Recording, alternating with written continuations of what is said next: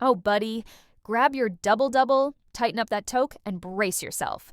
Because what just went down in the sleepy little political hamlet of Terrebonne, Quebec, makes the War of 1812 look like a friendly game of curling.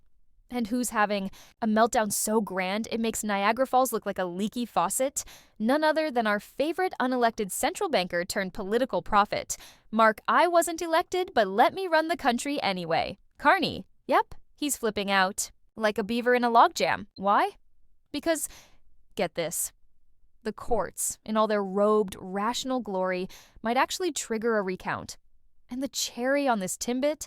It's all thanks to the Bloc Québécois. I swear, this story has it all.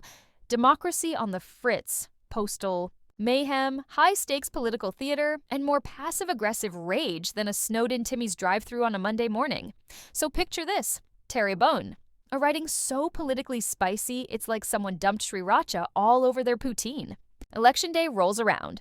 April 28th, birds chirping, ballots dropping, democracy supposedly humming along.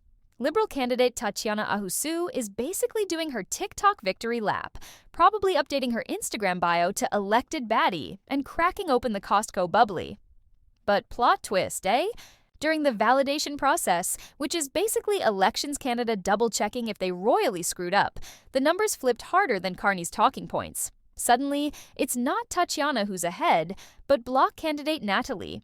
Sinclair Desgagnés. Who's taking the crown now? Well, you could probably hear Mark Carney coughing on his kale smoothie all the way from downtown Toronto. But don't take off your parka just yet, because on May 10th, the judicial recount rode in like a Mountie with a clipboard, and suddenly the Liberals win by one vote. Yep, one single vote, the slimmest margin imaginable in our famously polite electoral system. It's like deciding the Stanley Cup on a coin toss. One vote flips the whole riding and Tatiana's back on top, probably wondering if she should even bother unpacking her office boxes at this point. Now, we've all seen sore losers. But this isn't just sour grapes. This one actually has some legal footing.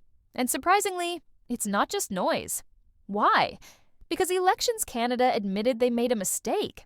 A printing error, to be exact. One Bloc voter did everything right. Voted, mailed it in, and their ballot got rejected because of a technical error. It's like sending in your taxes and having them returned because someone fat-fingered your postal code. A total glitch that could have cost someone a seat in Parliament. And somewhere, Mark Carney is probably pacing around muttering about fiscal policy while completely ignoring the fact that this was just good old-fashioned human error. Because let's be real, Elections Canada had one job. Just one. So what happened? Elections Canada had one job, run the election like adults. And what did they do? They printed the wrong thing on the envelope. That's right, an election almost derailed by a glorified label maker. These are the people in charge of protecting our democracy, and they can't even get the printing right. I've seen kindergarten art projects with more consistency. No wonder the Bloc is dragging this circus to court.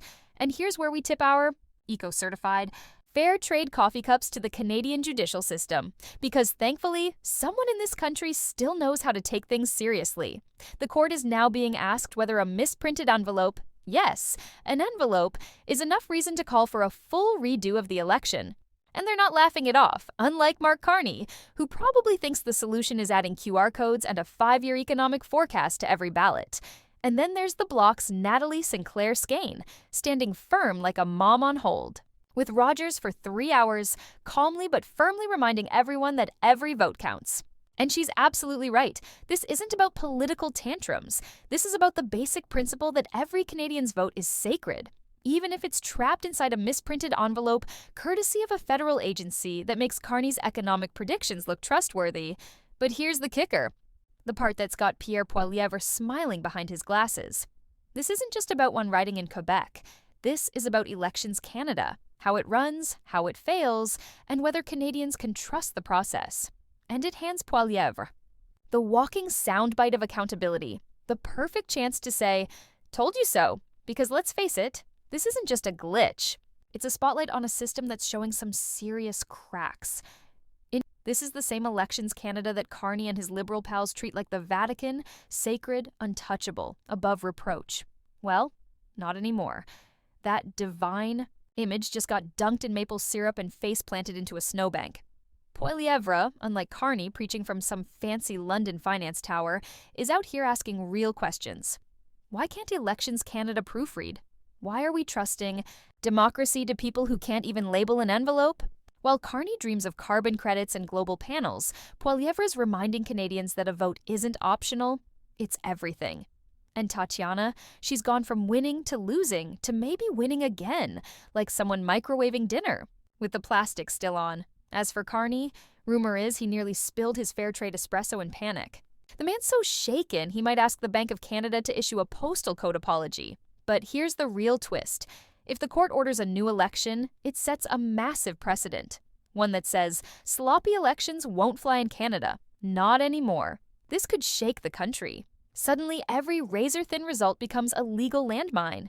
Every misprinted ballot, a court case waiting to happen. And you just know Poilievre will be marching across Canada like he won the Tim Hortons roll-up-the-rim jackpot, because this is the chaos he's been warning about for years. Meanwhile, Carney, too busy calculating interest rates in his sleep to notice democracy hanging by a thread. One envelope. That's all it took to drag our resilient system to the brink. And who's stepping in to clean up the mess? Not the elites, not the bankers. The courts and politicians like Pierre, who actually fix things instead of holding panels about them. If the court calls for a redo, no envelope errors, no bureaucratic blunders, then we'll finally be looking at a serious step toward real electoral integrity. And you better believe Pierre will be ready, boots on the ground, clipboard in hand, and a few sharp shots at Carney in his back pocket. Because let's be honest, Carney wants polite globalist control. Pierre wants something radical, actual democracy, even if that means chasing down one lost vote in a snow-covered mailbox between Laval and political limbo. So here's to the Bloc for having the guts to challenge a broken system. Here's to the court for not laughing this case out of the room. And here's to Pierre Poilievre, the only adult in a political daycare, standing tall while Carney melts down because democracy doesn't come with a central bank. Canada deserves better than typos and tantrums. We deserve elections that run like clockwork, not like Carney's economic forecasts. We deserve accountability, not elitist panic. And above all, we deserve leaders who believe every single vote matters, even the ones stuck in a misprinted envelope. And if you think this saga's over, hold on to your mittens. This is Canada, the land of maple syrup and miscounts. With the courts digging in and Carney frothing like a fair trade latte, we've got enough drama to roast marshmallows until the next election. So don't blink. Because in Canadian politics, one envelope can shake the whole system, and Pierre already has the postage stamp of justice ready to go. Like, subscribe and smash that bell, because we might need a live courtroom cam, a Poilievre victory playlist, and a Carney meltdown reel just to keep up.